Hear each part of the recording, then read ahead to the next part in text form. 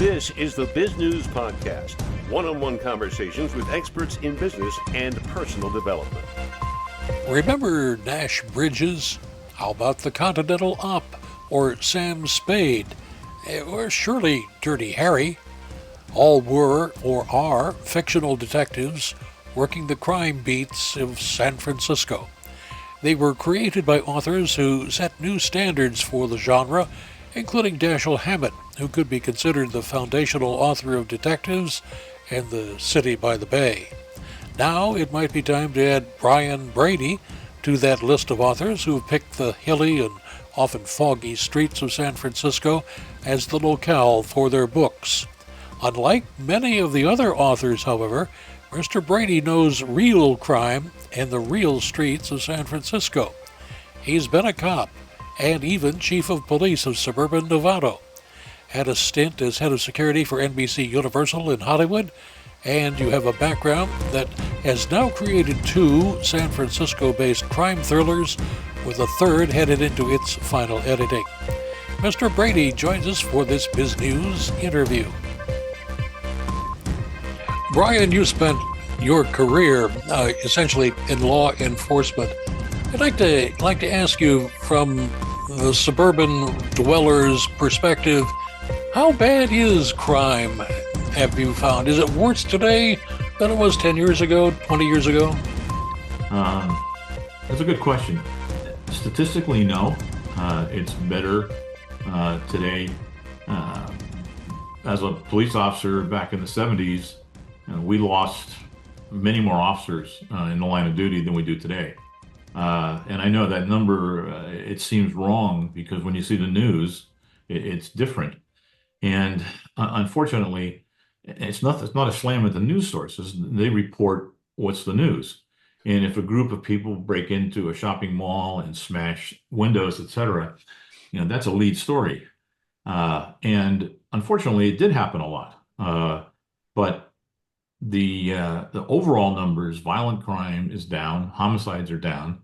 But the perception, I think, is that it's rampant. And I don't know how to change the perception. You put the numbers out there, and then you have arguments back and forth that, well, are they accurate? Is it fake news? Is it this? Is that? And I think the media's got a real tough row to hoe, because as accurate as they may be, there's somebody with a differing viewpoint that's going to discredit the story politically. So that's kind of where we're at. The numbers tell you it's down, but somehow we have to convince the public the numbers are accurate. Kind of makes you glad you're not in law enforcement anymore, but writing about it. It's tough. I do some work with a company. We do background investigations on potential candidates. And I can tell you that the number of really great qualified candidates is down. And we're not getting those numbers. When I started, started with Berkeley, and there were 200 and something people in an auditorium for 5 jobs. And so today, it's not that way at all. I mean, agencies are crying for applicants and trying to fill vacancies. And politicians are running on platforms saying they're going to increase the size of the department by 1, 2, 3, 400, when in fact, a department like San Francisco probably has between 1 and 200 vacancies a year just on retirements. If you got a 2,000 person department, you lose about 10% of the department annually. So you need 200 applicants through the academy on the street every year just to tread water. What accounts for this scarcity in applicants? It's funny. I was just reading an article on millennials and Gen X's and Y's and Z's and what motivates people. And when we started, it was really a career. It was really a calling, shall we say? And you wanted a retirement. You looked more or less toward the future, and this job offered you some medical coverage and a decent salary and a retirement. Now today, you have applicants that want a 32-hour week, They want to get 40 hours of pay. They want to work from home, and they prefer not to be bothered by a supervisor. And they don't want to work weekends or holidays or nights. So that's your candidate pool. And trying to get people who are looking at jobs in the private sector where that might be available, we don't have that to offer. And a lot of the, Gen Z, they're not looking at the money so much as the flexibility. They want jobs that give them great flexibility. The work-life balance has shifted more toward life as opposed to work. Where when I started, it was work, and our divorce rate proved it. Yes, coming from the news industry, that's exactly how it happened with us as well. Uh, I had a boss once who said, "Well, if you don't like it, that's why they call it work." Uh, you have gone on, though, uh, to more recently become an author. Tell us about your book. Actually, there's two now. The first one was called "Oh, What a Tangled Web," and the second one is "Hiding in Plain Sight," which is the newest one. And same characters. They're kind of a series if you look at it that way, although you can read them standalone. Preferably you'll buy both. Anyway, they deal with a serial killer in San Francisco in the Bay Area. They're all based in San Francisco with San Francisco Homicide. And that's mainly because I was born and raised there. I love the city, and it's an easy place to write about. And for a reader, most people have seen San Francisco on television. They've seen the Golden Gate Bridge, they've seen Coin Tower, they've seen the Salesforce building, the the cable cars. So when you write about the city and you plug in those various locales, people can identify with the story and they have a picture. And I think that's really important when you read that you see you have a visual. And the second thing is I think the characters are good. I like my characters and I want the reader to like them. I mean they're not perfect. They have their flaws, but they care. And I think that comes through, and I want it to come through because the characters are composites of people I've worked with over the years.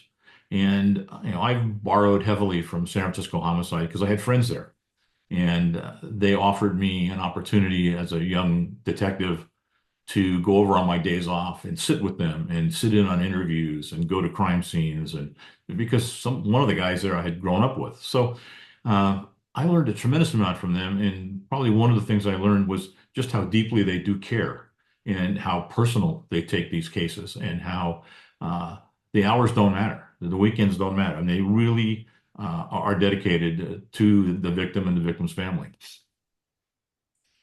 As you were writing your latest book, what was your method of doing it? Getting up at 5 a.m. and doing 1,000 words and then going golfing, or what? Not at 5 a.m. I'm not a big fan of early rising. I'll work late into the night, but I don't like getting up that early. Yes, writing is important. I think there was a piece of advice given to me by Sheldon Siegel, who's an author who writes about attorneys in San Francisco, very, very talented. And he lives over in Marin County. And he said, you got to write every day. It's a job. You have to get up, set aside time, and write. And he said, even if you don't have a brilliant idea, write about what's outside the window, like you commented on what you saw outside your window, the devastation from the hurricane. Write about that. Just make yourself right and do it with a schedule. You need discipline, and he's right. That made a difference. If you could force yourself, and then once you do it, then it becomes habit. Then you get up and you write for 4 hours or 3 hours, whatever. Take a break, and then maybe you go back later in the afternoon. And so, how long did it take you to craft your latest book? About a year. It was loosely based on an actual homicide case that I had worked on, where a 13-year-old girl was kidnapped and murdered, and so that was the impetus for the story. And then I shifted it into San Francisco, obviously, and then worked it from there. And I have a collection a folder. As things come up, I throw them in there. And over the years, people I've worked with, both at the movie studio and in law enforcement, all had great stories, all had anecdotal stuff. So I collected it. And so I've got this wealth of little snippets that I can delve into and then put the story together. What of all your characters, which one is closest to Brady? Probably Liam, the inspector who's had a somewhat disastrous relationship life and uh, has a uh, but he's a good cop and he cares and he actually ends up with a romantic interest in the story. So without giving it away, but probably most closely to him. For our listeners, one of the things we do on these video calls is look at what's behind the guest. And up on the wall, you have a flag of which country? Ireland. And that's because I'm first generation. My dad was born and raised in Ireland, and my mom was actually born here, but both her mom and dad were born in Ireland. And so I very so immersed with Irish heritage, belong to the Irish Cultural Society in San Francisco, and it's a good background. And my characters, being San Francisco PD, there's some Irish characters. and you have an equation of some kind framed on the wall behind you. Not good at math. What's it mean? It says 26 plus 6 equals 1. And that's divided Ireland, the 26 free counties and the 6 in the north. If they're united, then there's a united one Ireland. What book is on? There goes all my my British viewers. Yeah, there they go. Well, they've got a sense of humor, I think, sometimes. What is next for your characters? How are you going? What are you putting them into next? There's a third book, and it's finished. It's just being the final edit right now. And as soon as that's completed, we'll publish that. Same characters, a little different story this time. We've expanded them from San Francisco into an international crime. So we get to explore a little bit of Europe and pull it back to the Bay Area. But again, the characters remain the same, and we're developing their personal lives as well.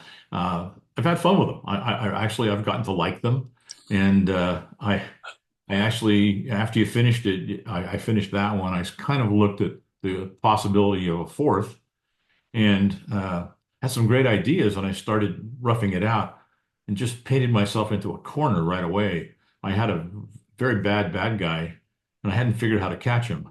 So I had to back up a little bit and decide how I was going to capture this guy.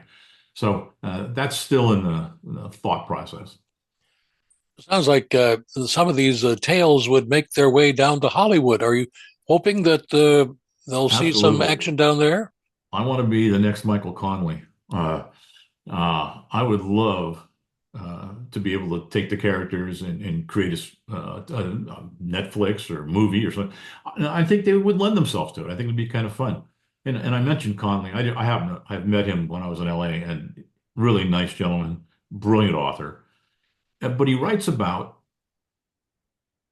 his stuff is technically correct, and I really try to do that in my books as well, so that people understand you don't go from A to Z with no intervening steps. And sometimes on television, that's what happens. And I understand they're limited. They have 43 minutes to solve a quadruple homicide and still get 3 commercials in. So that's hard. You want people to understand that because you collect a DNA sample and give it to the lab at 4:05, you don't get the results at 4:06. But on TV, you do. So there are time constraints that you have to live with. And I try to do that in the book so that people understand that it's not overnight. It does take time. Sometimes you just have to be tenacious. And Nick Conley does the same thing. He does a good job, but he was a crime reporter. in Florida and in Los Angeles. So he's intimately familiar with crime scenes, and that's plus he's well connected with LAPD. And he's a good writer. He's an excellent writer. He develops his character. Harry Bosch, I mean, he became a household name with the TV show. You couldn't put down that streaming series, that's for sure. No, and Titus Wellinger, who plays Harry Bosch, I read all Connolly's books, and my vision of Harry Bosch was not Titus Wellinger. But now I can't think of any Harry Bosch being anything else than Titus Wellinger. I mean, he is Harry Bosch. And that's a derivative, another equation. Great writing and great acting and good directing will create those things. Absolutely, and he's done a great job. And he's got the Lincoln Lawyer. He's got the other series. Mr. Connolly's done very, very well. Brian, how do your characters relate, if they do at all, to the famous detective series that were written in San Francisco area in the 1930s and 40s? I think there's connectivity. The detectives in the story are, a couple of them are what we call legacy, where parents were on the job or a grandparent. So there is that connection going back beyond today. And San Francisco is just such a rich history city. It allows you a lot of opportunity to delve back. And my characters go to, and there's a series of restaurants in San Francisco. I mean, the Joe's, original Joe's, and Joe's of Westlake, or original Joe's in Westlake. And even though Westlake is not San Francisco technically, it's a few hundred yards outside the city, that becomes a focal point in the story. That's where Michael Connolly has Musso and Frank's in Hollywood, and I've got Westlake Joe's in my books. So plus the bartender at Westlake Joe's was a guy I went to grammar school with, so he gets to be in the story too. Be careful who you go to school with. Brian, what would you like to add that we haven't had a chance to talk about? I think what I hope for is that when people pick up the book and read it, that they'll identify with the character, that they'll see something in the characters that they can relate to. And I think that makes the story so much better. If you don't like the hero or the protagonist, it makes reading the story difficult. At least for me, it does. So they have to have some likable qualities that make you want to continue. And I guess the other thing I would say would be, for me, if I get a really good book, I want to read it slowly. You don't want it to end. You want to savor it. So I'm kind of hoping people will pick it up and read it, but not want to put it down, but yes, at the same time, want to savor it and make it last. And where can our listeners and viewers get more information? Do you have a website? I do. It's called goldengatetales.com. And the book's on Amazon, Kindle, Barnes and Noble, and primarily online. And I'm working with, you're probably familiar with Copperfield's books in Marin and Sonoma County. I'm working with them to get the book, because that's such a great bookstore. If you want to go in and just browse, so I'd love to get my book. I'm talking to them about getting it in there. And that brings up an area that I often talk to authors about, and that is, how on earth, after you've gotten the book, do you market it? Wow, that is probably the biggest problem. There are publishers out there, and you can go online, and they will promise for $19.95 they will make you a New York Times bestseller, get your book at the book rack at Barnes and Noble, etc. And they're lying. They're not going to do that. They're going to take your money, but they're not going to deliver. And I've had that experience, and I'm saying that wisdom born of pain. My first venture was with a company that took money, didn't deliver. And shame on me, I didn't do my due diligence, and I should have. First thing you want to do is look up and see if that company's registered with the Secretary of State. Do they really exist? And is the address they're giving you, and you can do this very simply, find out if it's a mail drop or a real building. And last but not least, look for who has proof of service for the business, because you're going to find out the business is owned in a foreign country and they're judgment proof. So that happened to me. So I said I lost money, but I learned. I also tried self-publishing with Amazon, which is great. It's very inexpensive. The problem is you're one of about 1 million self-published authors annually that Amazon puts out.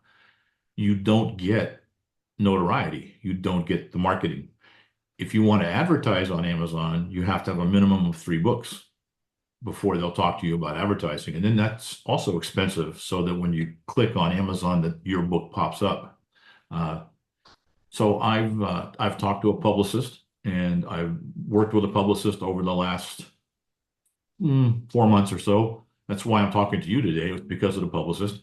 So that's, to me, has been money well spent working with a publicist. They have gotten me some interviews and a social media site, and they've updated that. So if I was going to give advice, 1, find a legitimate publisher, and 2, spending your money on a publicist is a good idea. And again, be sure they're reputable.